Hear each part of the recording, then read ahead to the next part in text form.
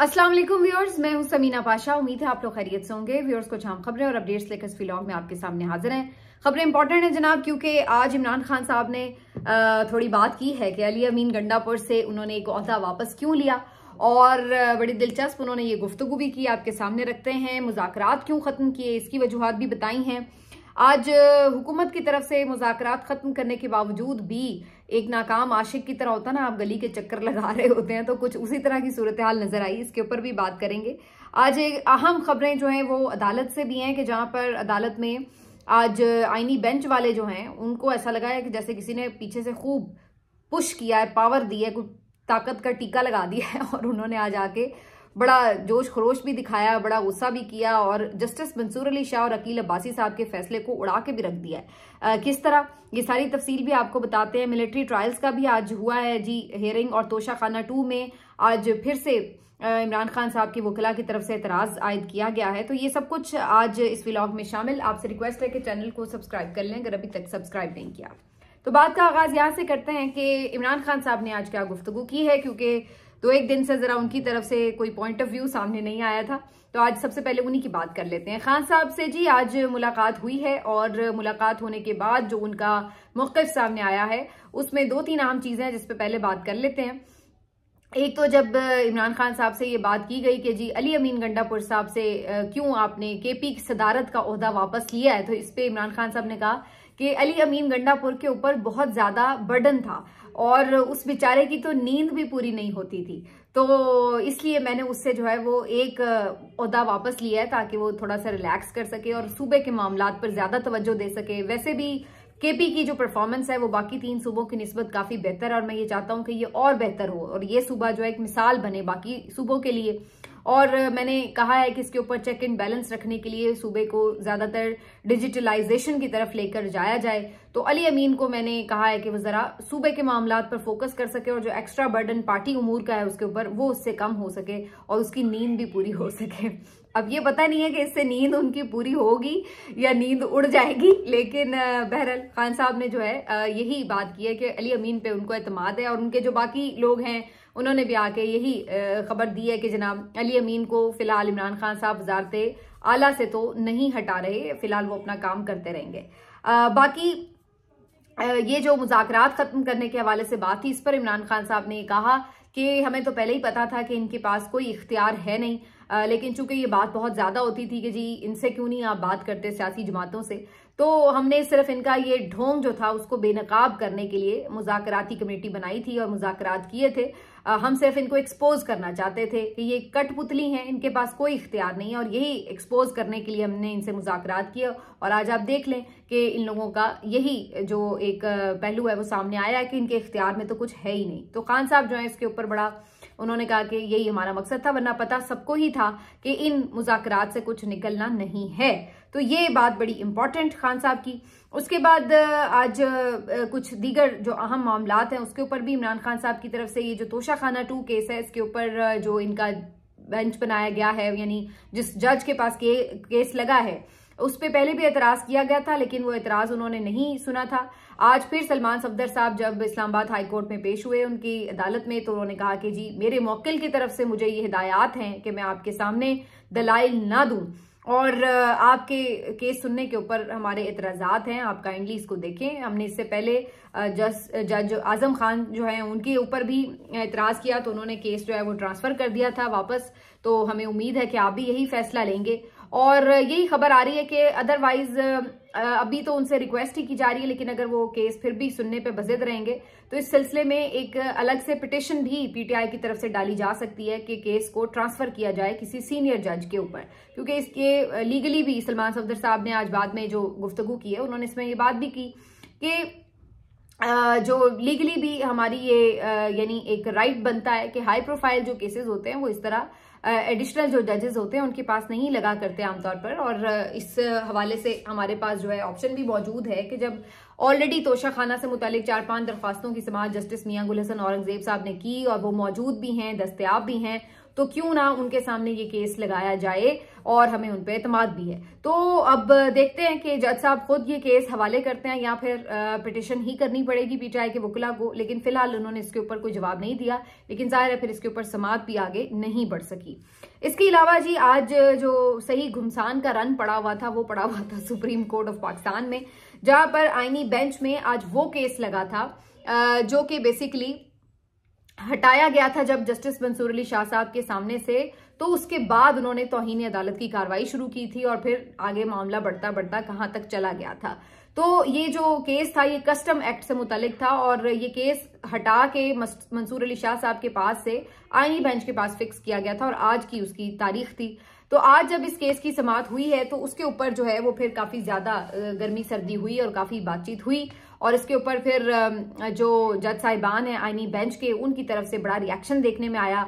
असल में जो कल वाले मामला थे उसके हवाले से उनको लगता है कि मजीद किसी ने पुश किया कि नहीं आप भी जाके भरपूर जवाब दें, ऐसी की तैसी देखी जाएगी। तो कुछ वो वाली सूरत हाल उनकी लग रही थी। आज जस्टिस जमाल खान मंदोखेल बहुत गरजे बरसे उन्होंने कहा कि जी हमारे सामने आप क्यों नहीं इस केस को लगा सकते, क्या हम जज नहीं हैं, क्या हम नाअहल हैं, या हमें आइन का नहीं पता, तो ये हमारे ऊपर किस तरह का अदम एतमाद है, हमें क्यों मुल्जिम बना के रख दिया गया है। और ये जो सारा मामला है इसके ऊपर हम कल भी वो काफी बोले थे कि जी हमारा कौन सा मफाद है ये वो, तो आज भी उन्होंने इसके ऊपर बड़ा गुस्सा किया और कहा कि ये नहीं हो सकता कि कोई भी उठ के कह दे कि मुझे दीवार से लगाया जा रहा है।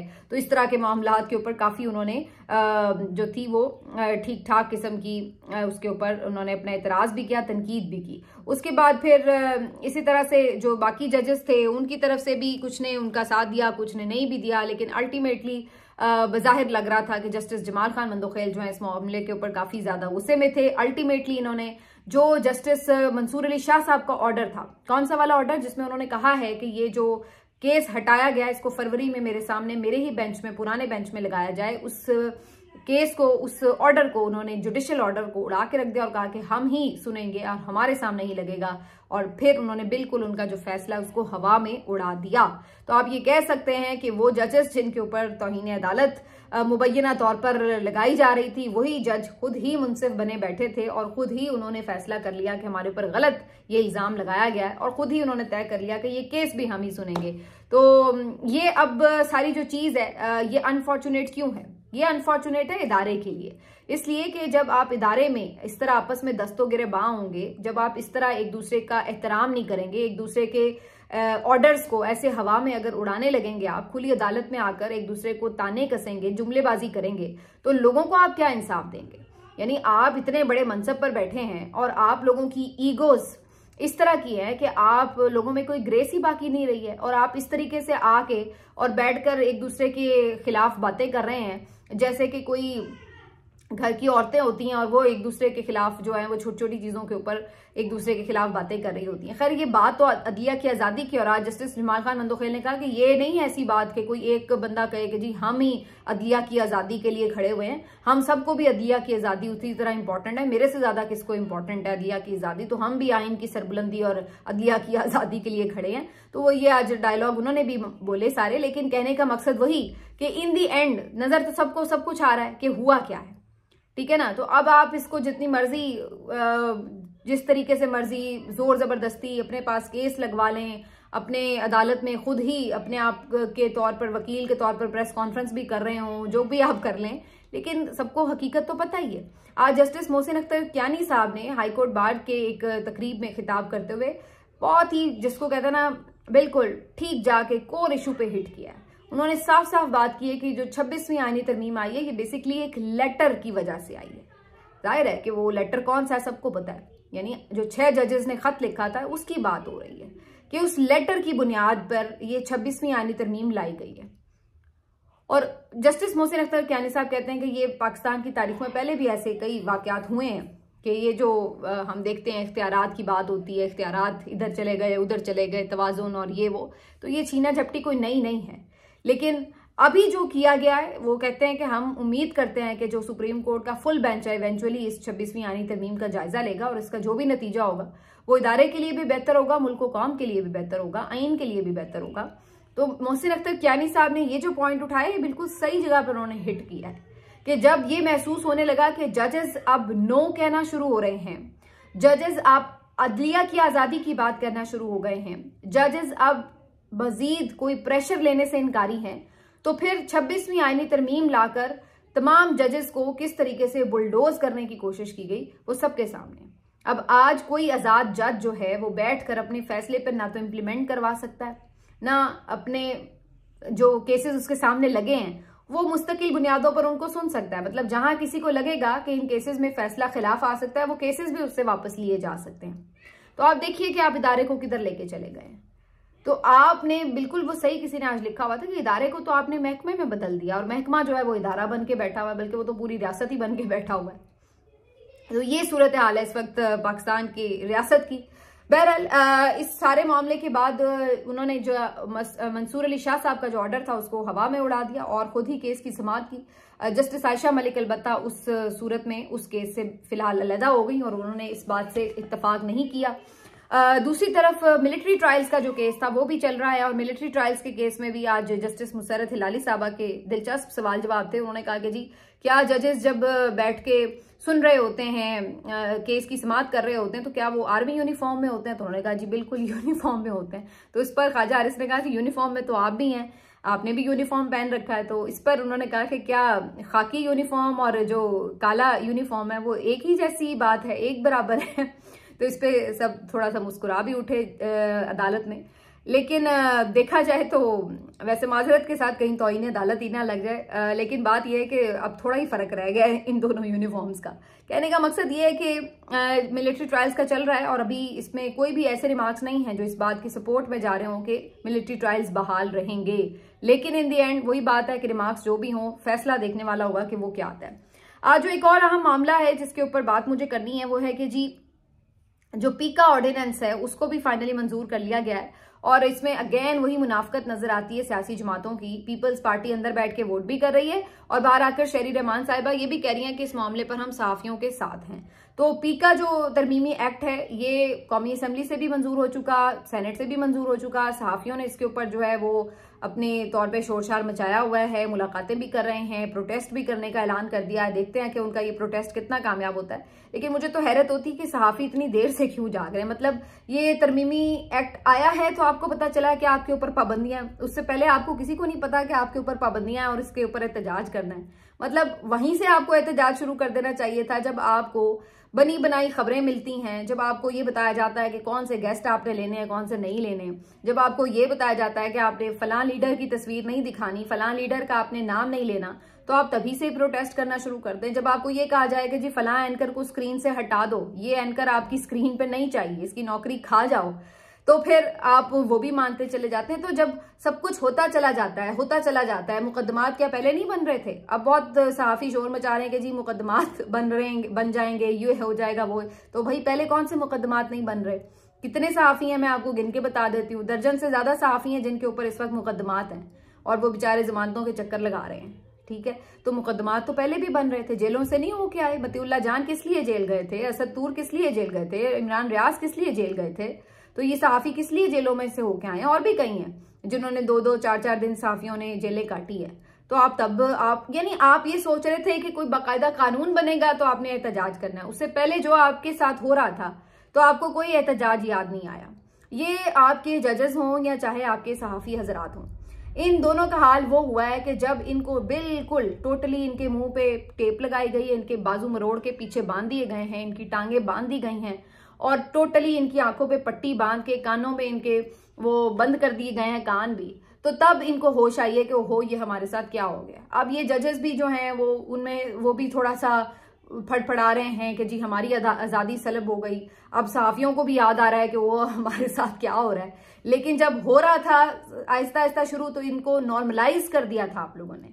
उस वक्त आप लोगों को जिस जोर से और सारे इख्तलाफात को पसे पुश्त डालकर इकट्ठे होकर जो एक यूनिटी दिखानी चाहिए थी वो आप लोगों ने नहीं दिखाई, और उसके नतीजे में डिवाइड एंड रूल का जो फॉर्मूला था वो अप्लाई करते हुए अदलिया को भी बिल्कुल खत्म शुद्ध कर दिया गया और फिर अब मीडिया को भी बिल्कुल उसी तरह बांध दिया गया है। और ये पहले भी बंधा हुआ है, अब उसको और उसमें उन्होंने उसको लीगलाइज करके उसका वो कर दिया है। पहले वो ये था कि सब कुछ इलीगल हो रहा था, अब वो उसको एक लीगल कवर दे दिया गया। हो पहले भी रहा था, वैसे आप लोगों को शायद होश देर से आई है। तो बहरहाल इस सारे मामले के ऊपर ये सब होना ही था, हो गया। आप लोगों ने अब इस पे जो भी एहतजाज करना है करते फिरें। लेकिन दूसरा जो इसका पहलू है वो ये कि क्या इससे सच बात रुकती है? सच बात नहीं रुकती। जब जैसे मैंने अभी बोला है, हो तो ये बहुत देर से रहा था, तो क्या सच्ची खबरें आप तक नहीं पहुंच रही थी? तो क्या ऐसा नहीं है कि आप लोगों को हर चीज, हर इंफॉर्मेशन सच बोलने वाले नहीं बोल रहे थे? जहां से भी सही, कैसे भी सही, पहुंच तो रही है इंफॉर्मेशन आप तक। इस तरह के अल्फाज में नहीं पहुंचेगी तो उस तरह के अल्फाज में पहुंच जाएगी, लेकिन सच भी कभी रुका है? तो भाई वो तो चलता रहेगा सिलसिला। अगर आप पहले ये कर लेंगे तब भी करे सिलसिला यही चलेगा। आगे भी अगर आपने कोई और भी लॉज बनाने हैं तो आप तब भी कर लें, लेकिन ये चीजें रुकती नहीं हैं। अगर कोई ये समझता है कि इस तरह रास्ते रोके जा सकते हैं तो ये नहीं रोके जा सकते। ऐसा होता तो फिर कभी किसी डिक्टेटर की हुकूमत कभी दुनिया में ही खत्म ना होती। और जिस तरह जिसको कहते हैं कि ये तो आप नेचुरल लॉज के खिलाफ जा रहे हैं, तो नेचुरल लॉज तो फिर अपना असर दिखाते हैं जहां पे उनको मौका मिल जाता है। तो बहरहाल जी ये सारी सिचुएशन है। बाकी जी ये जरूर हुआ है कि मुज़ाकरात खत्म हो चुके हैं, और फिर भी जो आज हुकूमती मुज़ाकराती कमेटी थी ये पहुंची हुई थी, जिन्होंने चूंकि अनाउंस किए हुए थे कि हमने पहुंचना है वहां पर, तो ये पहुंच गए। वहां पर जाहिर है पीटीआई के लोग नहीं आए, उन्होंने पहले से ही अनाउंस कर रखा था। तो यहाँ पर फिर राना सनाउल्लाह साहब ने कहा कि जी हामिद रजा साहब के ऊपर कोई अटैक नहीं हुआ, कोई उनको रेड नहीं किया गया। तो ये बात करते, हालांकि सबको पता है कि ये रेड हुआ है। उसके बाद फिर इसी तरीके से जो बाकी इरफान सदीकी साहब हैं, ये जो कौमी असम्बली के स्पीकर हैं सादिक साहब, अयाज सादिक साहब, उन्होंने भी गुफ्तगू की। अयाज सादिक साहब ने कहा कि जी हम अभी 31 जनवरी तक के लिए हमने कमेटी बनाई थी, तो हम कमेटी तो तहलील नहीं कर रहे, अभी भी वक्त है पीटीआई के पास, अगर वो दोबारा से मुज़ाकरात कंटिन्यू करना चाहें तो हम हाजिर हो जाएंगे। और इरफान सदीकी साहब ने कहा कि इन्हें थोड़ा और वक्त लेना चाहिए था जब बात शुरू थी। राना सनाउल्लाह साहब ने इससे जब सवाल हुआ कि जी अगर इन्होंने अब मुज़ाकरात तो नहीं करने, अगर दोबारा सड़कों पर आए तो क्या करेंगे, तो उन्होंने कहा वही करेंगे जो पहले किया। तो यानी वही बात कि जी हम फिर डंडे से ही हाँकेंगे, तो उसी किस्म की सिचुएशन। तो ये है जी सारी सूरत हाल और अहम खबरें। लेकिन इन तमाम के बीच जो एक और अहम खबर आई है वो ये कि जो ऐलान किया गया था डोनाल्ड ट्रंप की तरफ से कि हम तमाम इमदाद बंद कर रहे हैं, वो इमदाद ऑपरेशनल तरीके से बंद कर दी गई है। इसका अब जो है हर तरफ से तस्दीक भी हो गई, कंफर्मेशन भी हो चुकी है। और अब पाकिस्तान में जितने भी उस यूएस इमदाद के तहत चलने वाले प्रोजेक्ट्स थे वो फिलहाल मुअत्तल हो चुके हैं। तो ये पहला कारनामा तो हो चुका है, और यू नेवर नो कि अब ये आगे कहाँ जाके बात रुकेगी। लेकिन उससे उन्होंने ये आपको बता दिया है कि जो वो आके ऐलानात कर रहे थे वो सिर्फ ऐलानात नहीं थे, वो उसको सीरियसली ना सिर्फ ये कि परसू कर रहे हैं, चीज़ों को देख रहे हैं, और वो उसी हिसाब से उसके ऊपर डिसीजंस भी कर रहे हैं। तो वक्त है कम, मुकाबला है सख्त, और देखते हैं कि ये जो रजीम है अब इस सारे मरहले से खुद को निकालने के लिए अब मजीद क्या आगे जो भी आप कह लें इकदामात उठाता है, हेरा फेरी कह लें, वारदात कह लें, जो भी कह लें। लेकिन देखते हैं आने वाले दिनों में क्या सूरत हाल रुख इख्तियार करती है। मिलते हैं आपसे अगले व्लॉग में, अपना ख्याल रखिए, अल्लाह हाफिज।